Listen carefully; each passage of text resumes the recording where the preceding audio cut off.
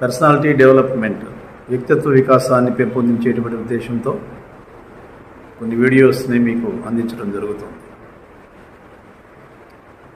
ఏ పనైనా సరే మనకి తొలి ప్రయత్నంలోనే ఖచ్చితత్వాన్ని, సమర్థతతో కూడినటువంటి ఫలితాన్ని ఇవ్వదు.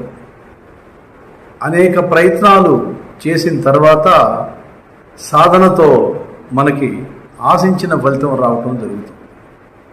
ఇప్పటివరకు చరిత్రలో సాధించిన వాళ్ళు అందరూ కూడా అదేవిధంగా ప్రయత్నాలు చేసి సాధించిన వాళ్ళు. దీన్నే సహజంగా ఏమంటామంటే ట్రయల్ అండ్ ఎర్రర్ మెథడ్ అని చెప్పేసి అంటాం. ఒక వ్యాపారం స్టార్ట్ చేసిన, ఒక సంస్థను స్టార్ట్ చేసిన, ఒక ప్రిపరేషన్ స్టార్ట్ చేసిన తప్పనిసరిగా కూడా ప్రయత్నాలు చేస్తూనే ఉండాలి. ప్రయత్నాలు మెరుగయ్యే కొద్దీ మనకి సంపూర్ణమైనటువంటి ఫలితాలు వస్తూ ఉంటాయి. అంటే విఫలమైనా కూడా ఆ యొక్క విఫలంలో వచ్చేటువంటి ప్రయత్నాలు కూడా విజయాన్ని తీసుకొస్తాయి. దీనికి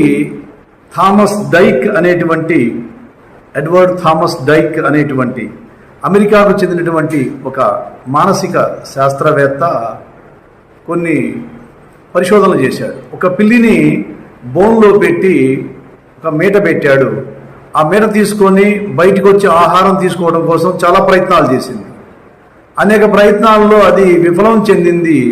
చివరికి ఆ మీటను నొక్కితే మనం బయటికి రావడానికి బోన్ తెరుచుకుంటుంది అనేటువంటి ఉద్దేశాన్ని గ్రహించింది. ఇమీడియట్గా బయటికి రావడం జరిగింది.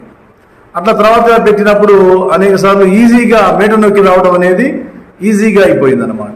కాబట్టి మనం చేసే ఏ పనైనా సరే ట్రయల్ అండ్ ఎర్రర్ మెథడ్లోనే నడుస్తూ ఉంటుంది. తప్పులు దొరుకుతూ ఉంటాయి.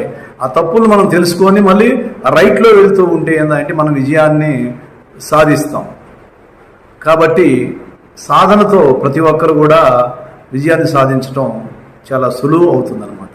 థామస్ ఆల్వా ఎడిసన్ కూడా ఇదే పద్ధతిని అవలంబించి బల్బును కనిపెట్టడం జరిగింది. కాబట్టి ప్రయత్నాన్ని వేయకుండా ప్రయత్నం చేస్తూ ఉండండి.